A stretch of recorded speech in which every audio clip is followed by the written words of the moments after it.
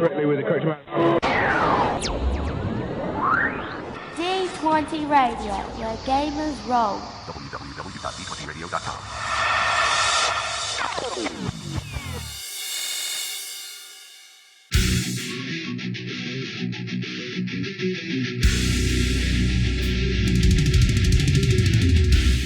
Welcome to Me and Steve Talk RPGs, a podcast where me and my friend Steve try and help you get the most out of your role-playing game experience.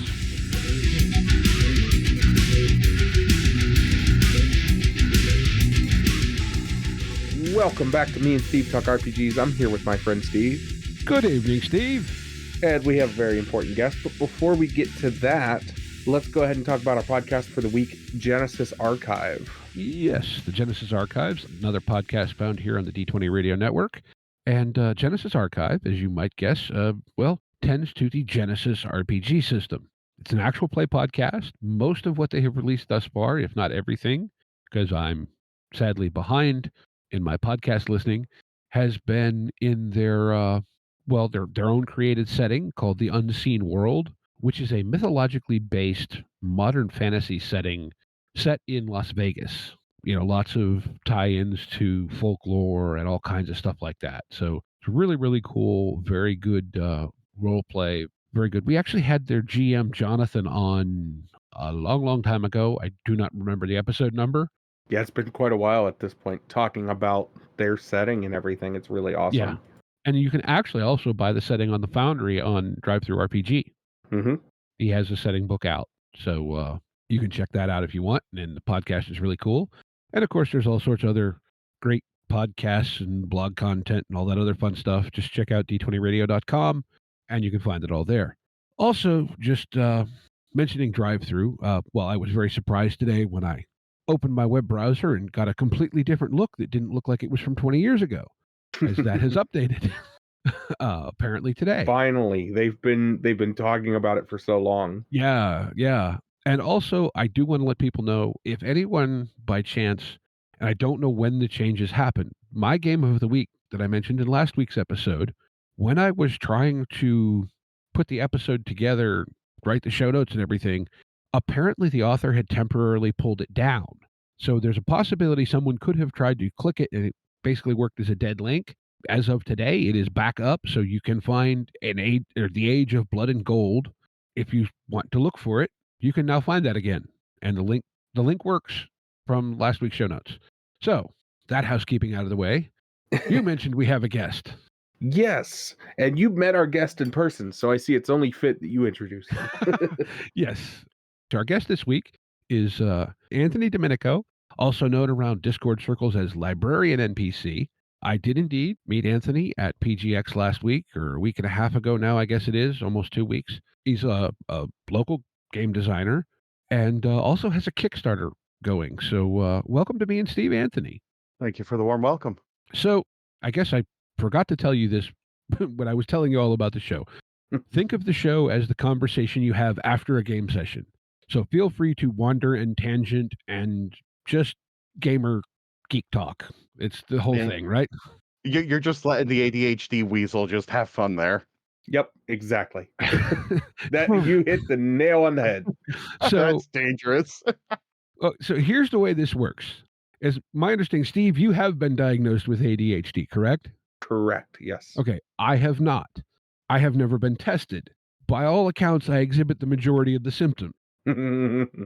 So I don't say that I have it only because I've not officially been diagnosed, but I show evidence.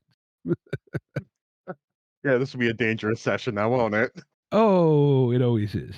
So yeah, come on. I had seen you on one Discord server that we're on together, and then a couple months ago, I was at Retrograde Gaming and Collectibles, and the owner was like, "Hey, here, take a couple copies of this. This is a guy, he's from this area. Here's a couple of his games. I'd like to, take a look at them, see what you think." And so he gave me Gas Bashers and Dualities, and I forget what your third one is. Data Drivers. Okay. And so I started reading Gas Bashers. And I mean, look, from the title, you can guess what it is, right? But I like it a lot. And then when I ran into you last week, I found out you actually, because opening day of a convention is not enough chaos, you were doing something else exactly at the same time. Yeah, I tend to just go all in. I don't go in by halves on anything in my life. I decided to launch the Kickstarter for my newest game called Weeaboomers on the first day of PGX. That was chaos. I'm sure it was to just launch it and then be like, I got to deal with both of these things now. Yep. Yeah, my I got to deal with people coming up to my booth to talk nerd and buy stuff while my phone was going off with all the bots saying, "Hey, we could get more eyes on your project. Just pay us money dollars." Yeah, there's too many of those. If those all went away tomorrow, I don't think anybody would complain. I would not complain in the least. I would actually go celebrate. Oh, yes. I Social media is wonderful until you turn all the notifications on and then your damn phone won't shut up. Basically, yeah. Yeah, my phone could have been a KitchenAid mixer by the end of the day. Did you at least have a way to charge it while you were there?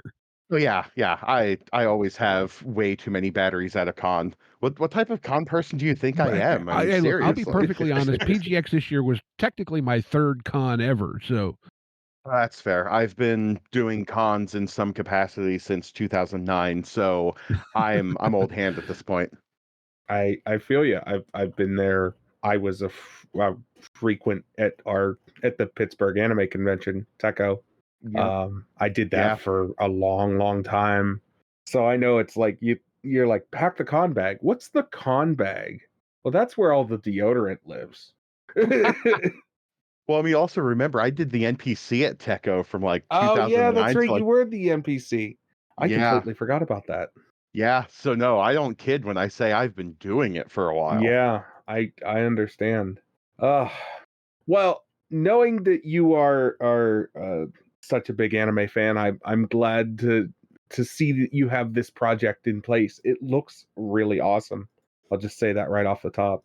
I'm glad to I hear was that. hooked by the It's tagline on your signage because oh it's an anime inspired RPG for anime fans with moderate joint pain and yes, depression.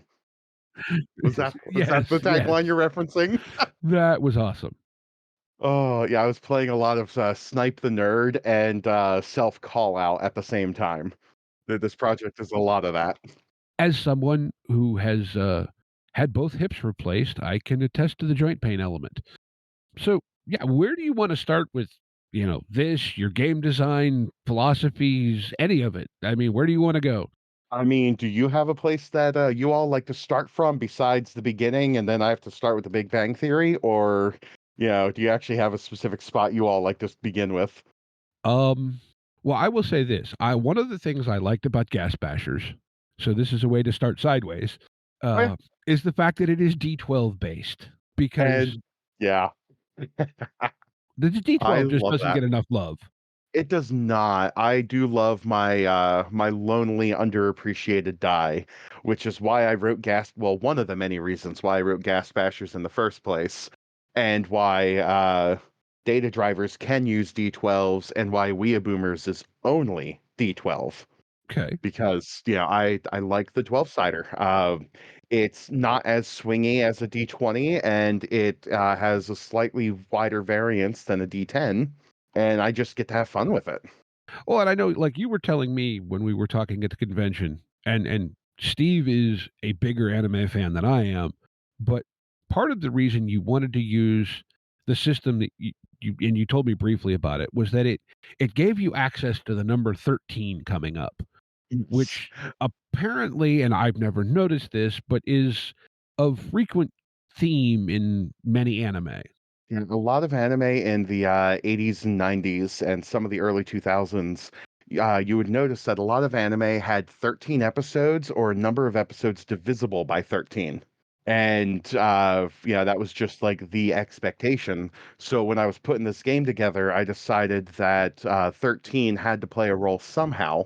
So while people who are used to like Powered by the Apocalypse games and the 2D6 would look at the table and say, well, this looks slightly familiar, the big difference is going to come about because it's 2d12 instead, and it includes criticals that are going to be divisible by 13.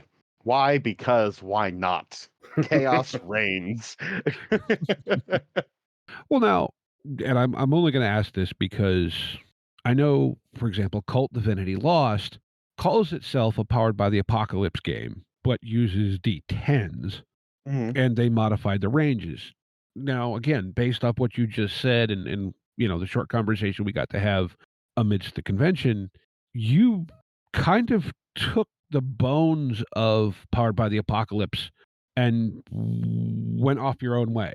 I always like to look at it, and my first game that I wrote with a co-author that we called Niche. I like to say that we like to play with Powered by the Apocalypse DNA, where we could take some core elements of it. In this case, just your range of like here's your die roll, here's your table compared to the table, and you're done. But then everything else in the game just goes off the rails, like how you get your modifiers in Niche, you're actually able to add additional D6s to your pool depending on the circumstances and what you're doing. In Weeaboomers, there are ways to get additional D12s added and kept into the pool. And of course, rerolls, a bunch of other plus ones or plus twos, and just otherwise just interesting ways to alter your modifiers to get to whatever point you're trying to get to. One thing I've always hated about Powered by the Apocalypse was the move system, so I just threw it out. So I'm in that boat where it's just, I like tweaking games, and when I find something that I like, I try to build from it. And in this case, I took a game that I really was tired of, found something cool, and said, "All right, I could still play with this." And Okay. since I was already working on other D12 games, it was pretty easy to take some of the other systems I was already building and bolt them onto this and get a clean result at the end. Okay. So it's a It's apocalypse adjacent is the best way I would describe it. okay. So in other words, for people who are used to playing Powered by the Apocalypse games, it's not going to feel foreign. It's not going to feel. And I know a lot of people who are really only familiar with Apocalypse games that get really confused by kind of your traditional Mhm. systems. So this is somewhere in the middle. Uh, I guess you could say that. It's basically I took the things I loved about games like Cortex, Powered by the Apocalypse, Fate, and mixed them together with a lot of my own just designs over the years of doing, game reviews and just reading and playing games, and said, all right, what's this going to be? So it's again, I don't know if it's really in between anything, just because it falls into what I like to do with my game design, which is quirky games with quirky mechanics and recognizable themes. Okay. Like Okay. that's how I usually pitch every game from Pithy Productions is a quirky game and quirky mechanics with recognizable themes. You've already mentioned we're talking about Weeaboomers right now, and it's a a little homage to 80s, 90s, and early 2000s anime and the older anime fans that love it. Ghast Bashers is your D12 powered comedy horror inspired exactly by what you think. Data Drivers was my love letter to Reboot and Tron. And Dualities was my card powered game of shape changing heroes. So I could have magical girls, werewolves, and billionaire playboy philanthropists with 500 suits of power armor all at the same playing field and not have any issues with the balance. So I think we could be good friends. I think I based on our overlapping. So as you're talking about old 90s anime, and then you're talking about data drivers and that being Reboot and Tron mixed together, I'm like, I think this is the kind of person that I like. I either we're going to become best friends or we're going to end up trying to murder each other because there could Yeah, be only one. yeah, exactly. No, I think this is awesome. Man, Weeaboomers is something. It's something. That idea is such a great. Well, I love the idea of it. I love an homage to the good old, or some people might call it the bad old days of anime. There's a lot of great older anime. Oh There's a yeah. lot of really not good older anime. Yeah. Um, Well, we should probably go ahead and mention like what exactly the premise for Weeaboomers is, because we've been mentioning the name, but we haven't right, really mentioned what what the smeg this is. right. So Weeaboomers is it's a D12 powered role playing game inspired by Japanese anime from the 80s, 90s, and early 2000s, and the anime fans that grew up with it. Specifically, you weren't given your anime call to adventure as a teenager. You weren't a 13-year-old magical girl with a talking animal. You weren't a 16-year-old with 5 hot aliens living with you. And you weren't 18 when you unlocked some cool key powers. Instead, that talking animal shows up at your door with your transformation device when you're 30 after the HOA meeting. The 5 hot aliens literally crash into your 1-bedroom apartment when you're 42, and you still got to get up for your shift in a couple hours. The key powers didn't unlock until your yearly review meeting in your 50s. We're talking, you get your anime call to adventure as a much older person, but you now have to juggle all of this new power with the day to day that you're still stuck dealing with. You can't just quit your job and be an anime protagonist because there's just too much going on for you to do that.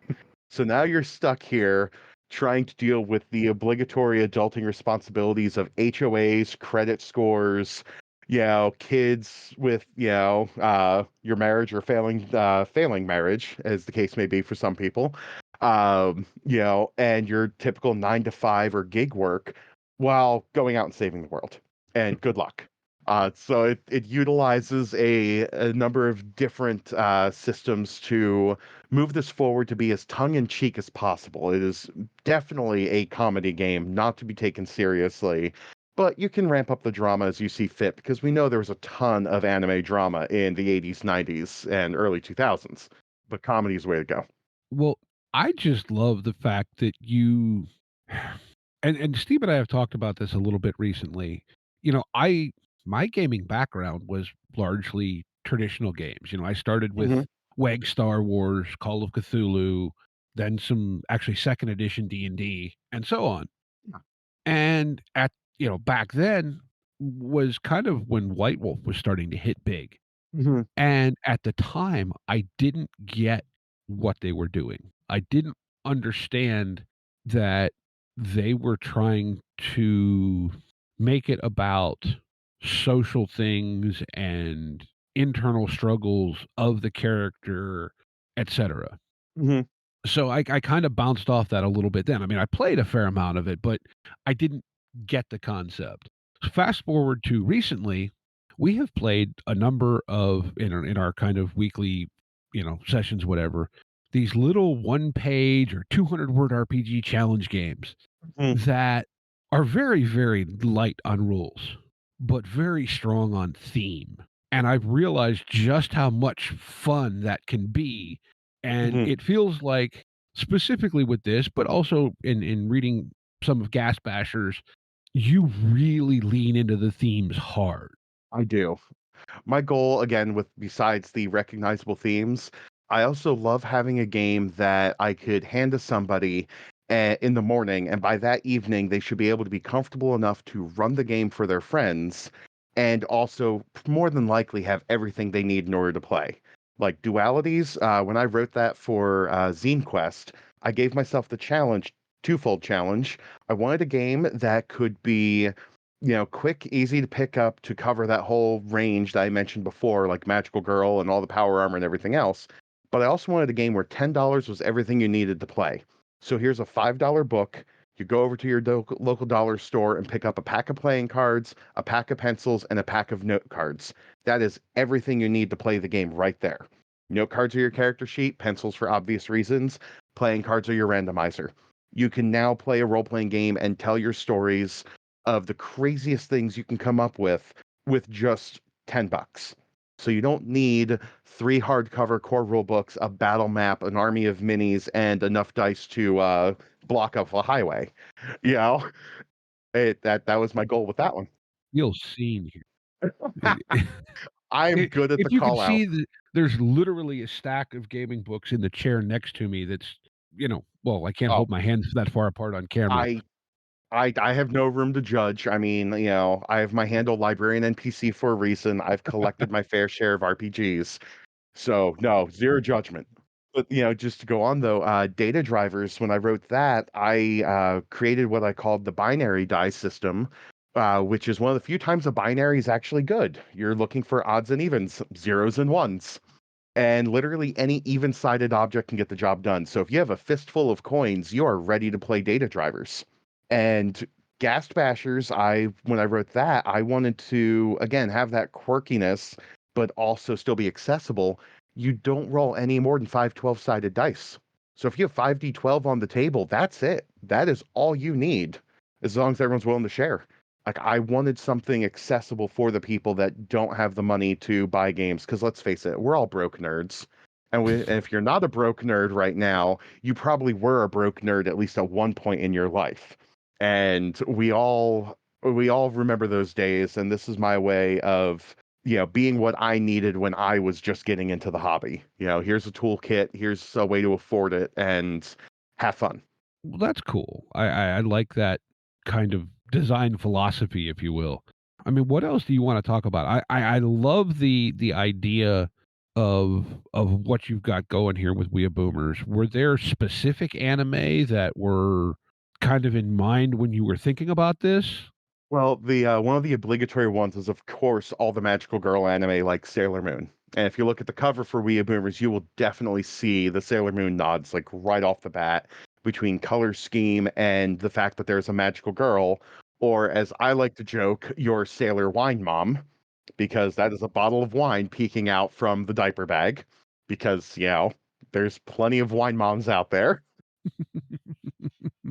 So that was one major inspiration. The Dragon Ball series, Dragon Ball and Dragon Ball Z were little nods. I even have some tongue-in-cheek nods to things like the devil is a part-timer, which is more current, but it's still that little nod of here's your protagonist working a job that is very unlikely. And I also do some other tongue-in-cheek nods to like mostly just in text to some other anime like Ninja Scroll and things like that. Like it's mostly inspired by your typical slice of life comedy with some superpower animes. So things like Tenchi Moyo, Ah My Goddess, a little bit of the earlier isekai stuff like Inuyasha, and like the old Toonami block was a Mhm. huge inspiration for this because let's face it, a large number of us grew up with the Toonami block, and that really did shape a number of Japanese anime fans. So like gotta pay respect to where a lot of us started. So pulled a lot from that. But really, it's just I just bounced around through all the different anime as well as the Japanese pop culture I'm a fan of, including Super Sentai and Kamen Rider. So there's some That's nods to some of those projects, some of those series in the book as well. that's cool. That's cool. I really dig that because I was gonna be, I was sort of excited when you said that because I'm like, that means that the references are gonna be great, and that means that I'm gonna be able to play like, I'm sure you have plans for playing characters that are more Sentai-ish or more, Yeah. magical girl in a way, or however you want to run that. I'm really excited to see the book. I'm really excited to see that. So. So if it helps you with that, so most people who are used to playing Powered by the Apocalypse games are used to seeing a playbook. Mhm. You do not have that in Weeaboomers. A Okay. lot of tabletop gamers are also used to seeing classes and levels. You also do not have those in Weeaboomers. When you build your character, you have your overall concept of what are you, which, pulling the high concept or high aspect element of Fate, just because it's good to know who are you, what are you, who moved the rock, Mhm. that sort of thing. But at the same time, you have a collection of what are called perks and quirks. Perks are the things you have going for you, whether it is, you were the star of your football team that won the winning football goal in the late 70s, or it could be that, you have a steady paycheck due to really good freelance gigs. So those could be interesting perks. But then you also have quirks, like you're working in a dead end job as a shoe salesman. Or, as I mentioned earlier, you have kids or an ongoing divorce or whatever other like thing is wrong in your life could be tied into there. And again, it gives people a chance to do some self call out and self exploration or just add comedy to their own stressful lives, which, hi, I'm guilty of that myself. But then after you build who you are, you build up a collection of different powers that you've unlocked. And powers have three tiers. You have your special effects, which are your baseline. This lets me do something impossible. So if we're looking at like Yu Yu Hakusho, how Yusuke has the ability to use a spirit gun, that goes into a special effect, like how he can have some manipulation of spirit energy. While like the spirit gun itself could be ramped up to be what we call a signature move, which is like your big finishing move or your big superpower that usually takes a lot out of you to do it. So again, you start your special effects. These are things that let you do impossible things, and are mostly there for background noise, for lack of a better term, but they still let things happen. And then you have your secondary tier of powers, which I'm blanking on the name because I'm blanking on names. I'm also in like a wonderful haze of Dayquil lately, so post-con crud is a thing. So pardon the coughing and whatnot, but still alive. That said, the second tier of powers, these actually add a bonus to your roll as long as the power is relevant to what you're doing, and then your signatures actually let you roll additional 12-sided dice. So in the case of like if you wanted to be a magical girl, your special effects could be your transformation to hide your identity and whatnot, and to unlock your other magical powers. It could be that you're tied to the element of fire, and it could be that you have like some other minor magical enhancement of whatever you want to pick, even if it's just your talking animal. Okay, those are three things that are usually impossible for other people, and then you just build up from there. If you're a Sentai character, you can do the same thing. You got your transformation, you have whatever your signature, your special weapon is, which could go into either tier, and then you have whatever crazy power you're given. Because let's face it, in Kamen Rider, you have themes going on. Like, I've been watching Kamen Rider Build lately, and that's a lot of science-y moves that are happening there. I'm a big fan of Wizard and Saber, so it's like here's different types of magic that are just unlocked for your character. Things like that. Like I wanted to just open up the doors and let people say, all right, this is what I have. This is what I want to do. And it's also great for the convention game where you sit down, people show up in cosplay and say, all right, tell me three things you love about yourself. Tell me three things you hate about your life. And tell me the powers of the character you're dressed as. You now have a character. Let's play. That sounds really, really cool. Those sessions were always a hoot. Yeah, I mean, I have to say, most of my, especially back in my college days, most of my anime viewing was more actiony stuff. The original Ghost in the Shell, Oh yeah. some of that stuff. I've gone back more recently and watched Bubblegum Crisis and some of that. It's so I wonderful. never, and then I went through a period in my life too where I kind of denied my nerddom. Um, That never ends well for anybody. No, I just gave up. But I never got into a lot of these more slice of lifestyle animes per se. Mhm. Now hearing some of this, I want to go back and check some of it out in the spare time that I don't have. But That's a mood. like my list of things that I want to watch, way too long. But I love the fact that you're leaning so hard on the just do the thing. Mhm. Like and I know that that sounds incredibly vague, but like I feel like if you get the game, you know what the thing is, and Yes. that's all you need to do. Like we played a game and Steve didn't get to participate in it. 200-word RPG challenge. Played a game called Heavy Metal Wizard Sorcerers. God, that one. Okay, so you're familiar with it. Yes, I am familiar with that one. It was so much fun, even though there's nothing to it on paper. Mhm. Yeah. But like we ended up. I mean, we involved uh, Taylor Swift, Pink. Pink doing a cover of Dio's "Rainbow in the Dark." Just all sorts of craziness. But you just lean into the themes and go where it takes you, and it feels like Mhm. that's exactly what you're shooting for, but with a little more oomph behind it, as opposed to, obviously, Heavy Metal Wizard Sorcerers is this little, half a page blurb. I like to basically just give people the empty cardboard boxes so they can do whatever they want with them. And from there, just give them some guidelines of things that they can do with this particular cardboard box. Or here's some tools to be able to really unlock the potential of this particular box, because not every box is made equal.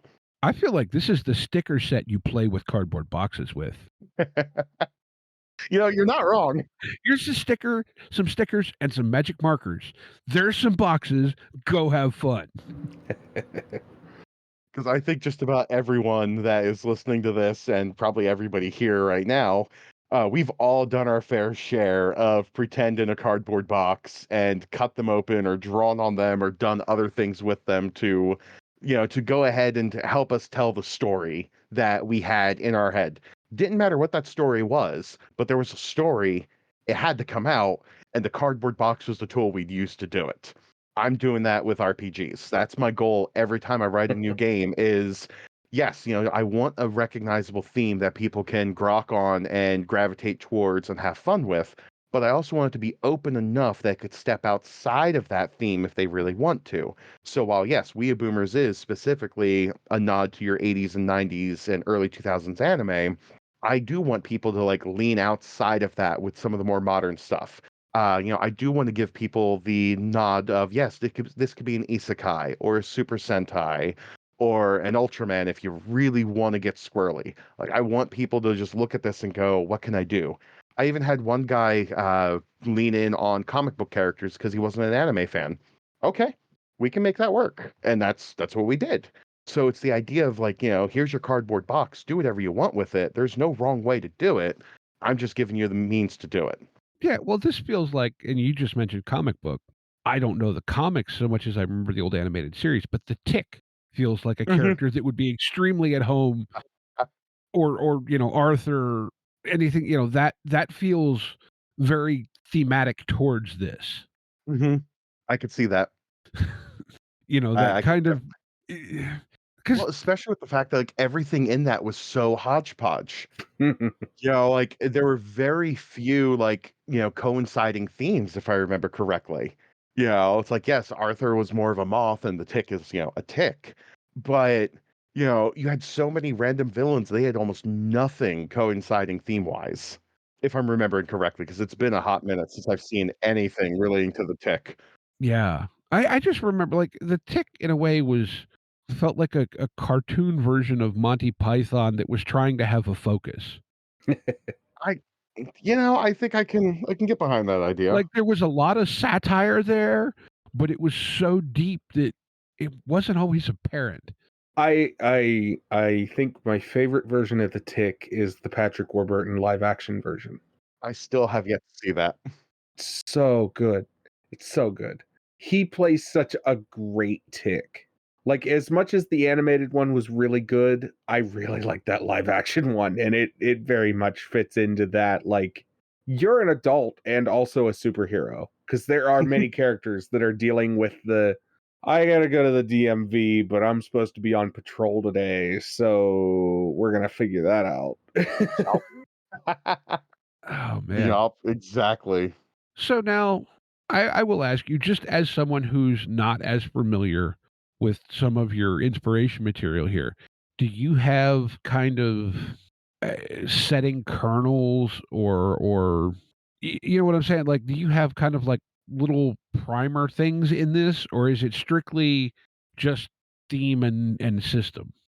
There are going to be some kernels. It's mostly I'm cleaning them up to actually be readable by other humans besides my brain and the weird bullet list that I operate in because, ADHD, Here. we do love our index cards and sticky notes. So but no, seriously, the core setting for Weeaboomers is what would happen if we're in our current world as is 2023 and you got your anime call to adventure as well as a bunch of other people. So certain elements of an anime world are now bleeding into this world. So magical girls now exist. Giant monsters are now able to attack Earth once in a while. It's not like the every week thing like you see on the shows, but it's still the idea of it's there. So now you're in a world that has to adapt to the idea anime life is a real thing. And now you have heroes, just like how if you looked at like the New 52 when that launched years ago for DC, how there was like an entire arc of the Justice League where heroes are now a brand new thing. How does the world respond?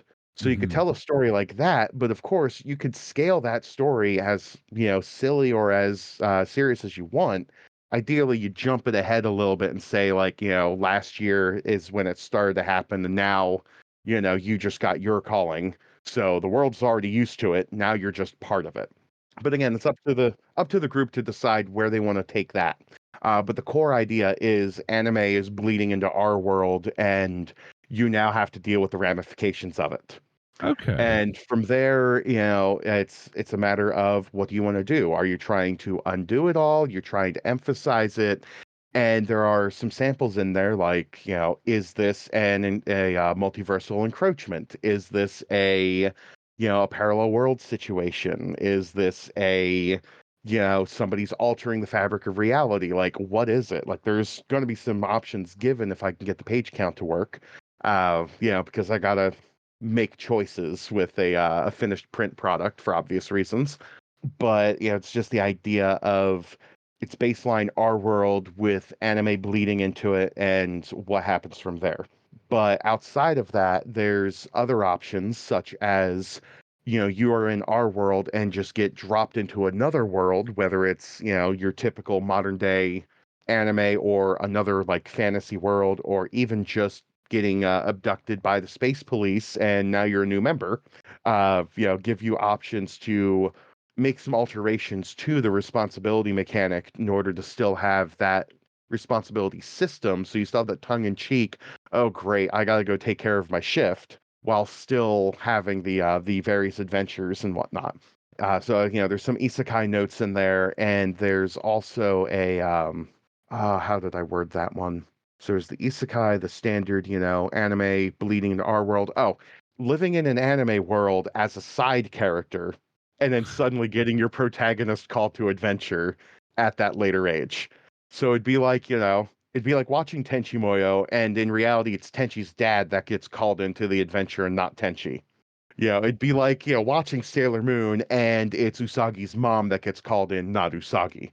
Yeah, like that sort of thing, where it's like you have these adult, middle-aged, or older people roped in to do things. While still, they already have their life settled, ready to go, but now they gotta juggle it all. Okay. Okay. Yeah. No. I really like it. I feel bad that I'm not as familiar with your inspirations as I feel like I should be. Honestly, like even like general anime fans, like I've run into people at cons that I pitch the game to, and there's some people that are in my age bracket that when I drop those old references, they're like, "Oh my God, that's perfect. I love it." And then others where I'll go ahead and I'll say something like Tenchi Muyo, what's that? Um, you know, I'll I'll mention like some of the other stuff like Cowboy Bebop and Outlaw Star. What are those? And then when I go ahead and all right, fine. You know what? Let's go ahead and try something a little more modern. How about Spy Family? Hmm. And they're like, oh yeah, I know Spy Family. I'm like, okay, here's how certain elements of Spy Family can actually work in Weeaboomers, because it is a very good example there. You have these two older characters that are now your protagonists, and they, have their own special capabilities, and they have their responsibilities, like their day job or their cover job, as the case may be. Mhm. They have a kid they're responsible for. Like it really is a good play out for a slice of life, how Weeaboomers could actually play out. Mhm. Well, you could even take it. I don't know. Have you seen Kuro Makuro? I I don't think it's believe on so. Netflix. It's a vaguely mech based, but it. Yeah, I'm not going to spoil it for everyone that hasn't seen it. I thought it was pretty good, but I could see you doing that. Although in this case, and I don't remember the character's name now, but you'd be like the girl's mom instead of the girl that got tied into everything, which in this case would actually be hilarious because the mother is already tied into the story just on a Mhm. different level. Yeah. But Yeah, I think that's really funny. I think it adds a really fun complexity to everything, and it definitely makes it stand out from a lot of the other anime-esque tabletop RPGs I've seen. Yeah, because a lot of the other anime-esque RPGs I've seen, like OVA, Big Eyes Small Mouth, and like the 5e hacks and everything else like that, they always lean into the here's your moderately high-powered character, or at Hmm. least a powerful character, who is a teenager ready to go off on their grand adventure. Here's your 10-year-old. Here's a rat that fits inside of a ball. Now go fight other people with rats and balls. That's what I was just gonna say. Everybody is Ash Ketchum. Everybody. Yes. Everybody is Ash Ketchum. Everybody is Sailor Moon. Hmm. Everybody is Tenchi. Everybody is God. My brain's just like running through, and it's just like all of the the high school protagonist or middle school protagonists. And Oh then man. when you finally run into a character that's older, you're looking at the side characters of Evangelion, you're looking at the cast of Outlaw Star or Cowboy Bebop, but the majority of anime characters you run into, they're all teenagers. Hmm. Hmm. Like 18 is old woman for most of these people. I feel like a fully middle-aged Cowboy Bebop could be hilarious. I mean, technically, Cowboy Bebop is already at that point, Yeah. but now it's just uh, crank it up to an 11. Well, I'm saying like to me the main characters, I would say they're maybe 30. I'm thinking 45. Oh yeah, yeah, yeah. No, like make them push their 40s and 50s and go from there. Yeah, I could Like definitely Cowboy see that Bebop being meets hilarious. oh, what was the stupid action series that was where they Which had the one? tank and the plane in the The second version? Expendables? Yes. Okay. I was gonna say Oh because there's God. Red, there's Retired and Dangerous. That's Yeah, a no, I was thinking like Cowboy Bebop meets the Expendables. uh, that Yeah. doesn't sound like a good time. Well, it doesn't Because sound like a good time to live it, but it would be an amazing time to watch. the first thing that popped into my head is Sylvester Stallone as Spike Spiegel. God. But Oh. but no, I think the thing is though, you've hit onto something with this is that and I've had this discussion when we've talked about horror gaming and why people like it. And I think sometimes it's the opportunity to make those suboptimal choices that you always wanted to and not have to pay the consequence. And Mhm. what you've built here is a framework in which you can poke fun at the life you have to live and like do the things that you can tell your boss to go whatever himself or whatever, like you can kind of vicariously do some of those things while poking fun at the responsibilities that we all know too well. And also the other things we do in order to live that life. Like one of the pieces of art that I just got in last week portrays a line of people in line at a coffee shop to get coffee before they go off to work again. At the front of the line is your magical girl, but then you have like other anime protagonists like tucked in there with communicators or magic sigils or things like that. And it's just they're all in line getting their coffee. Are they going off to save the world? Are they going to their day job? Because when you have to work until 5, but you got to go ahead and defeat the Negaverse at 5:30, you just show up in uniform and call it good. Like what are we seeing here? So Mhm. that's kind of what I'm doing with some of the pieces of art that we're trying to get into the book, which is why the Kickstarter goal is as large as it is. Okay, well, since we're headed that direction, do you want to talk about your tiers and what people would need to invest if they want to back this? Because that varies a lot from Kickstarter to Kickstarter. It does. Well, I'm gonna go ahead and just get the elephant called out in the room that I do have a large goal set for this Kickstarter. I do know a couple people who've done Kickstarters in the past have started to give me flack because they say that my goal is too high, and I remind them that I'm actually paying my artists. I'm actually, I'm paying people and not doing the predatory practices that I see way too often in RPG circles. So I'm not looking at an artist saying, make me a full page piece of art and I'm only going to give you $100 and you have no rights to it. No, they're all getting paid properly. And some of them I'm paying more than what they're asking me for because they're criminally undercharging themselves. And after that they also keep the rights to whatever art they make. So I'm basically leasing the art because I figure if they're working on art for this book, they should be paid enough to be able to, like, I don't know, pay their rent instead of, instead of saying, well, I'm just, going to make $20 on this and I'll live on the exposure. No, I don't play that game. So of that $15,000 goal, about 6,000 of that is going to be going right into artists' pockets, and about 6,000 of that goes right to the printer, and that other 3 is going to cover taxes, fees, and ISBN. So I don't get anything out of it until this thing sells like substantially. But if I don't make that goal, then I can't pay the artist, which means I won't be publishing because I pay people before the work is done. So that's the big obligatory thing. I know a lot of people look at that and say, well, why do you need so much money? And it's because I'm trying to do this ethically. That's one thing I take pride on with Pithy Productions is we make sure everybody gets paid. And that's where I go. So with that elephant out of the way, there's a handful of different ways you can go with Weeaboomers. You could start off with our basic $5 digital streamer tier, which nets you a PDF copy of the book. But I've also introduced what I call the Binger tiers, which would give you copies of every other game that I have published under the Pithy Productions banner. So at $15, you would actually get the Weeaboomers PDF as well as Gas Bashers, Data Drivers, and Dualities. And digital rewards are going to be sent through DriveThruRPG as well as Itch.io. So if you're not a fan of DriveThru, then you got the Itch.io code. If you love everything in your DriveThruRPG collection, then you got it there. If you want to redeem DriveThru and then gift the Itch.io code to somebody else at your table that couldn't back, go for it. I just want people out there playing games and loving what they do. Then we get into the physical side of things, which is the basic softcover book is a $20 investment. Digital copies are included with that. And the hardcover is $30, but again, PDF is included. I've also included the Binger for softcover edition at $45. That gives you print copies of all of my books. And there's also the hardcover book with the Binger at $55. But here's where we get a little bit unique. One of the tiers is called the Dress Kit.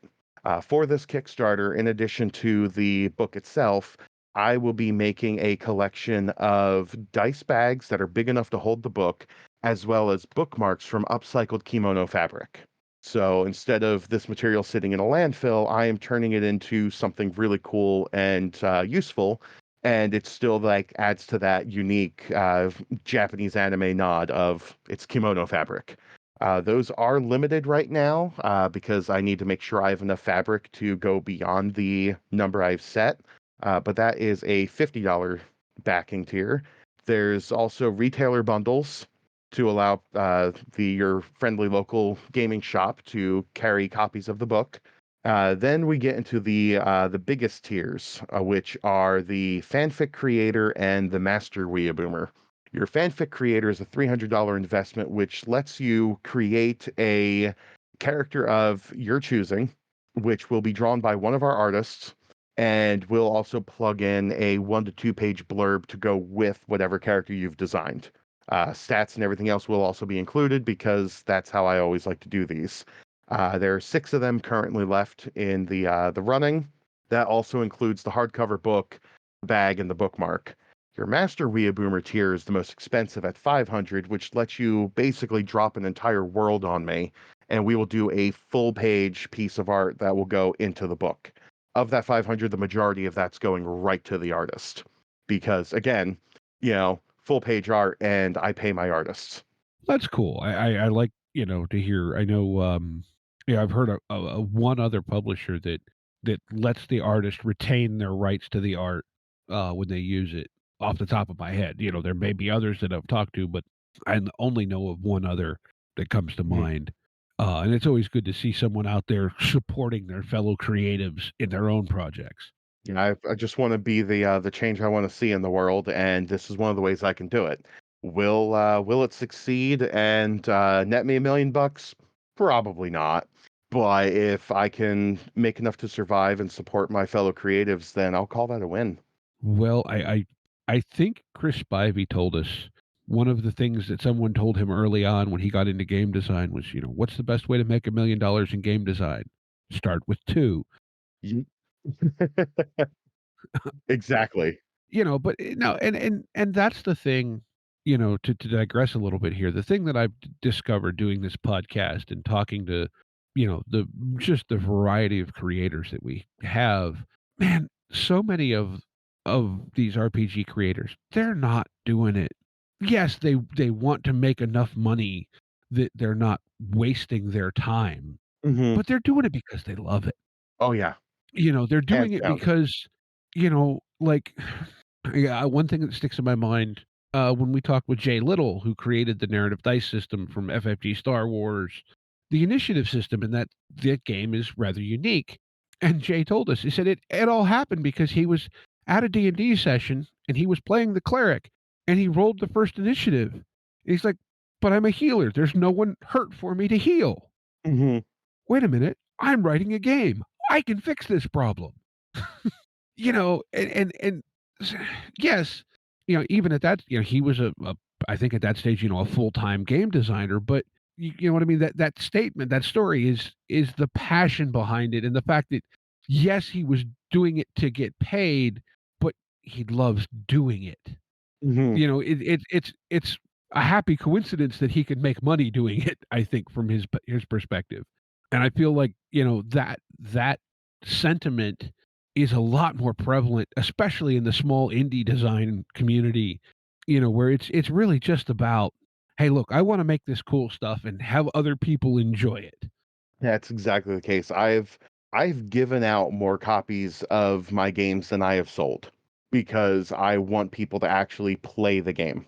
Like I've sent out a far more copies of Gas Bashers in print to people who said they would give reviews and have never given a review. I have given them to local shops just so that way they could hand them off to other people and say, go try this game out.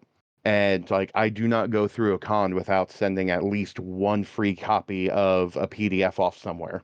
In fact, between Tsubasa-con and PGX, I think I gave out like 8 copies of Data Drivers just because I still have some first printings of that, which have some typos, but it's still the idea of like I'm putting games in people's hands to let them tell the stories they want to tell. Mm-hmm. And we're all broke nerds.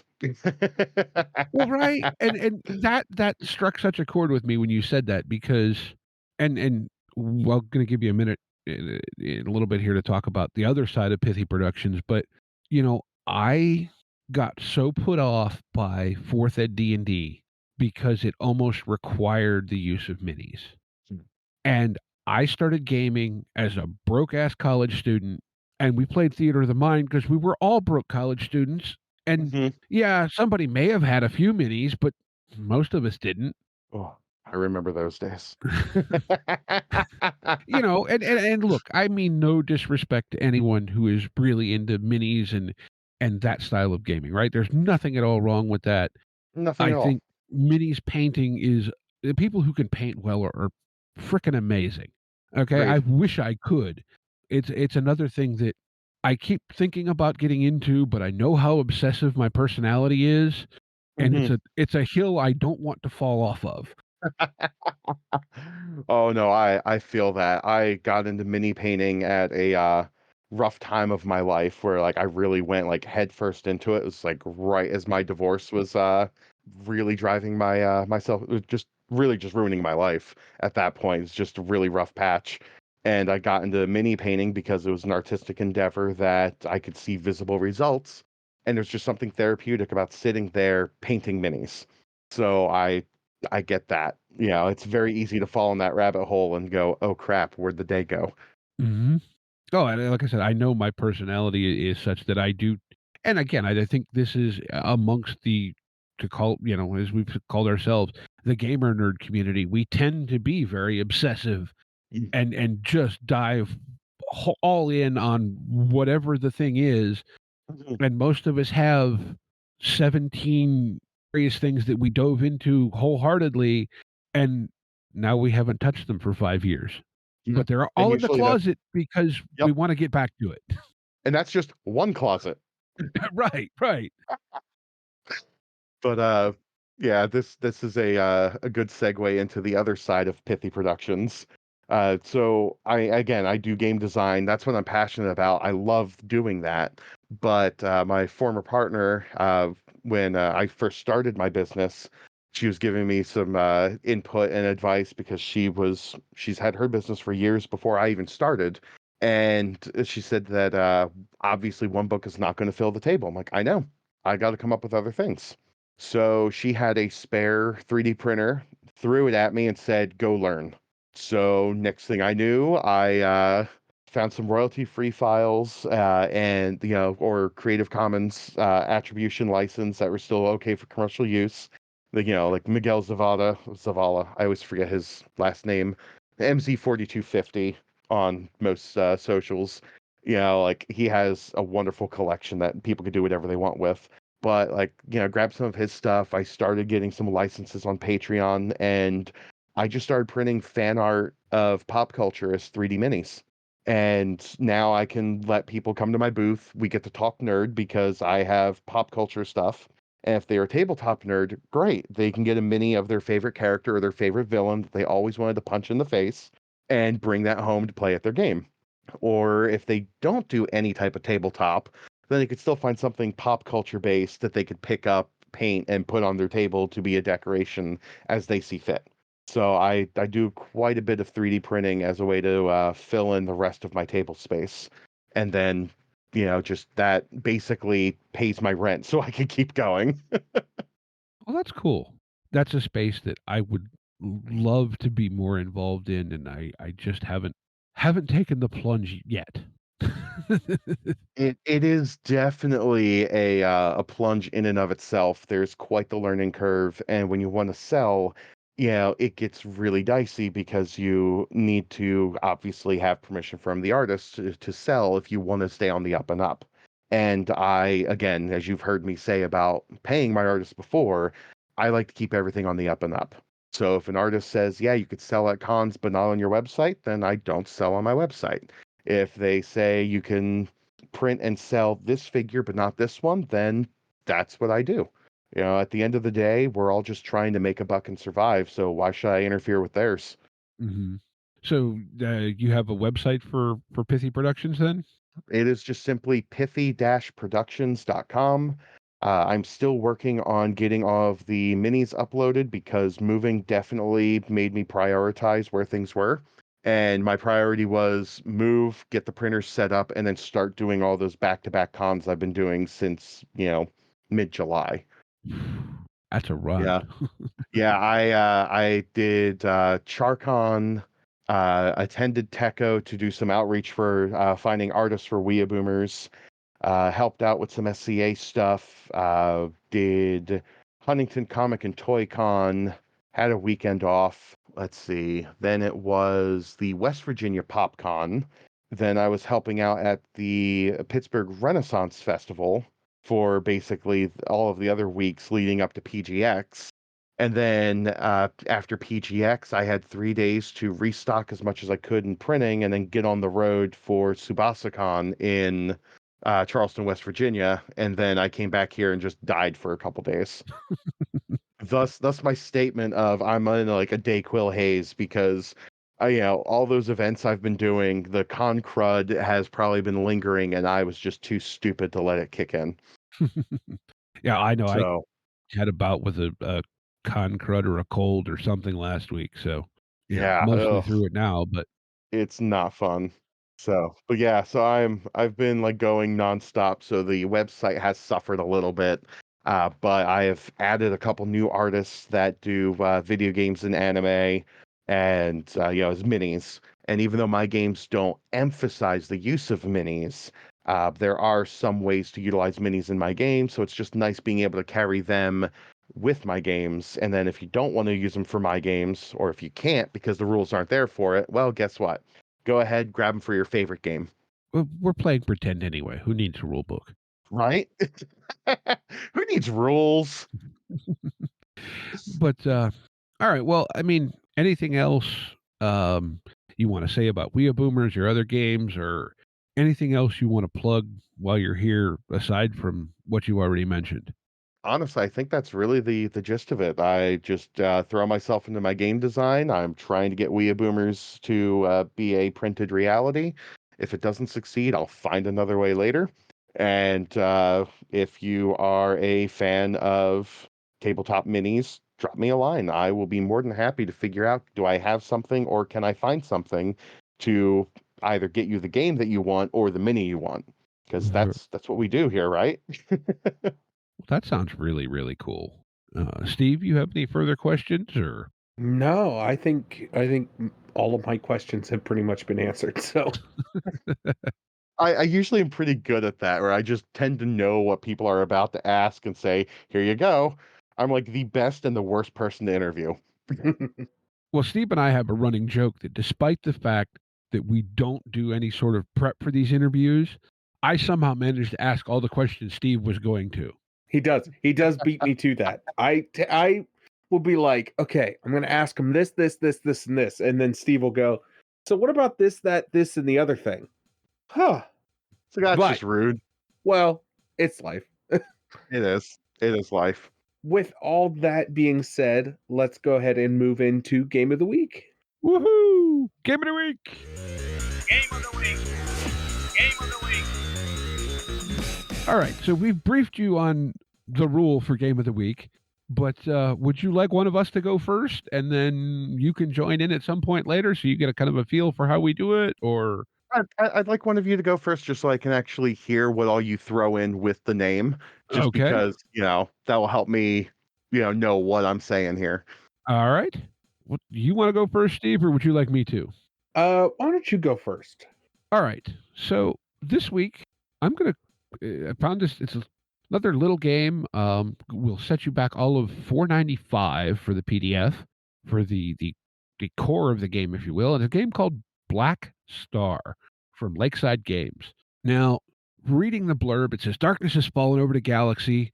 The once noble galactic imperium now serves only the Grand Imperator and his inner circle, but the galaxy is vast. While the core worlds may be caught in the Imperium's grip, many more exist beyond the galactic core, so on and so forth. So it feels to me kind of like, and looking at the artwork on the cover, and let me throw you guys a link in the green room just so you can see it.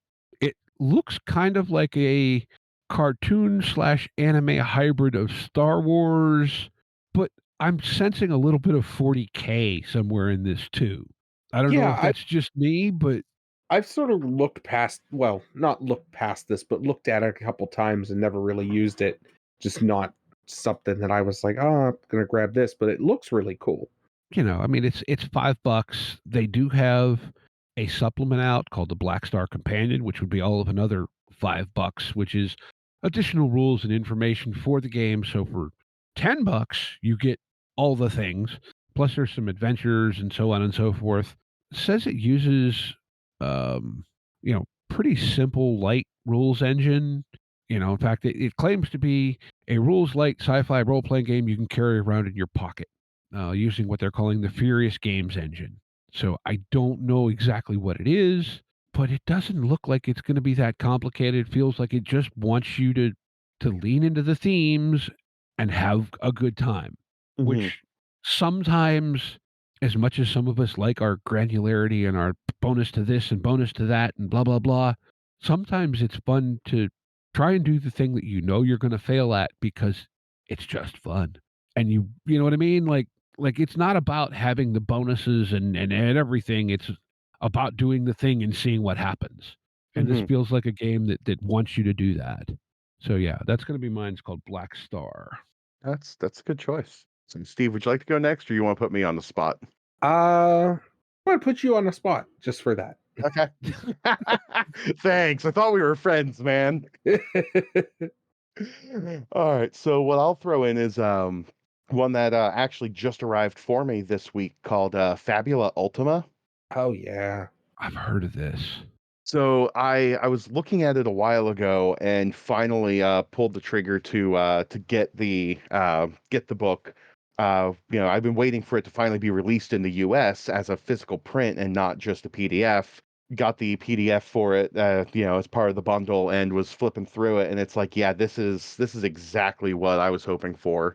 Fabula Ultima is what I like to jokingly say with my friends is the Final Fantasy tabletop role-playing game with the serial numbers filed off. Even the name Fabula Ultima, Final Fantasy, it's very much like that. The game hits all the check boxes that I would expect out of the old JRPGs of the NES and SNES era, and even some of the PlayStation era. Turn-based combat. You don't need battle maps. It's literally like, your actual encounter of, okay, this is what I'm fighting. That's it. You're not worrying about location or elevation or anything else like that. It's just, here's your enemy, go. You gain powers as you level up, and even the stat blocks look like they were pulled from an old like Brady Games strategy guide. Cool. It's like, here's your picture of your monster and all of its slow abilities, and it's like, it really was a throwback to the old Brady Games or Prima strategy guides from the 90s and early 2000s. Like, it hit all those check boxes. It hit the right notes for me in what I've read of it so far. When I pitched it to a couple friends, we're all like, okay, so are we going to revisit the old Final Fantasy IV game that we started all those years ago? Are we going to start hacking this for Breath of Fire because we've been itching for that for a while? Like, we're talking about all these classic era, golden era RPGs, and going, are we going to revisit those settings? So, yeah. Until the official Final Fantasy 14 RPG comes out, and I get my grubby mitts on that to see how good or bad that is, Fabula Ultima is going to be my JRPG as a tabletop RPG choice. That sounds cool. Actually, the very first D&D campaign I was ever a part of started as a Dark Sun campaign. Okay. But somehow we then ported into the world of, and I'm going by the American release title here, Final Fantasy III, the Super NES one with the Espers and all that. Yep. So that, this kind of falls into that stuff. Yeah, you should definitely look into it if you are a fan of the, NES and SNES RPGs and some of the, even like the PlayStation era, like early Final Fantasies on the PlayStation or the Breath of Fire series on PlayStation, like that sort of thing. If you just loved your turn-based RPGs, that is a game that you really need to pick up. It just hits all the nostalgia notes and just fantastic from what I've gotten through so far. That sounds really, really cool. Awesome. Well, moving from that to one that they just dropped recently, October 3rd is when this released. It's a game called Hellborn. I'll link you in the green room here so you guys can check that out. Okay. So it is set in a version of hell overrun with advanced technology. Hellborn is a game of mercenary action, diabolic crime, and second chances. Reading over the description, looking into it a little bit more, this is like somewhere between Hell Knight and like some of the Doom demons. It's really kind of neat, mixed of like cyberpunk, demon, death metal. Like it's got all the things that check the boxes. But this looks really cool. All of 2471 to get it in PDF, and it's by Studio Hex. Authors are Alkis Ferndeli and Edward Gabriel Schuler. So pretty cool stuff there. Yeah, that looks interesting. Like I get really what you're does. saying. Like the description that they have up isn't great, but it's very evocative at the same time. If that makes any sense. Yeah, it's they don't have any pictures out yet. I mean, it's still we're now at the 13th, so it's only been up for 10 days. So some of their drive-through stuff isn't fully completed yet, but that's life. It seems really cool though. Yeah, well, they do have the quick preview, so you could see the first 20 pages. Oh, do they? Yeah. Where? So the art more is info. Where do you see that at? through RPG. Right. I'm not familiar with the new website yet. I'm looking for where the preview thing is. Just underneath the cover, I see a little link that says quick preview. Oh, I don't have that link. Huh. That is weird. I'm wondering if maybe it's something because I'm assuming you have a publisher's account. I'm not even logged in. I am legitimately not logged in right now. But I'll just drop the link into the green room for you here. Okay. There we go. Uh, That'll work. just that way you can see the little demo section there. Yeah. There we go. But yeah, like the art I'm seeing here reminds me a bit of like Darkest Dungeon. Yeah, I feel that. It's got a very Darkest Dungeon vibe, and I don't know. I like it. I dig it. Yeah. I think No, it's I get cool. that. It is, yeah, it definitely has its appeal. Yeah, it does. It looks really cool. Yeah, and I'm not saying it is a bad thing that it reminds me of Darkest Dungeon. I'm just saying that's the initial vibe I get out of it. Yeah. Oh, Very yeah. awesome. Well, thank you so much for coming on the podcast and talking with us today. Talking about Weeaboomers and everything that you've really worked on. Again, we'll have the links to that in the description down below, along with Facebook, Discord, Twitter. Honestly, any links to anything that we've talked about today will be down there as far as games and such. As always, links, we just said that. As always, we want to remind everyone to be kind to one another and get out there and play some RPGs. Yep. And just before I sign off, when this airs, about 3.5 weeks to go on this probably? 'Cause this will air Tuesday. Yeah, about that. Let's see. Well, wait, we're at as It's of 28 on recording my right screen. now. Yeah, same. So yeah, it will actually run until November 11th. I wanted Okay. to give it enough time to run through all the conventions, the streams that I'm running or part of over this month, as well as AkataCon next month. So I wanted to give it enough time to get through every con before I had it, at the end. Okay. Well, very, very cool. So yeah, as Steve said, be kind to each other, play some RPGs, and take care, y'all.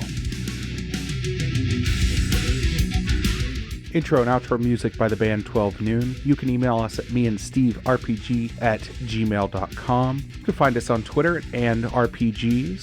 Find us on Facebook at Me and Steve RPG Podcast. On Discord at Me and Steve RPGs. And as always, all of these links are in the show notes. Thank you, and be kind to one another.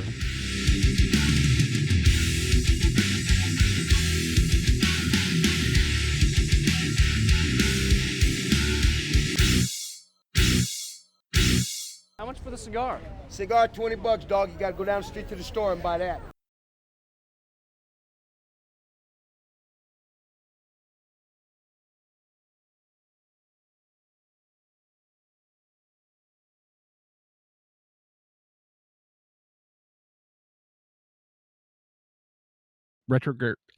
Retrograde gaming.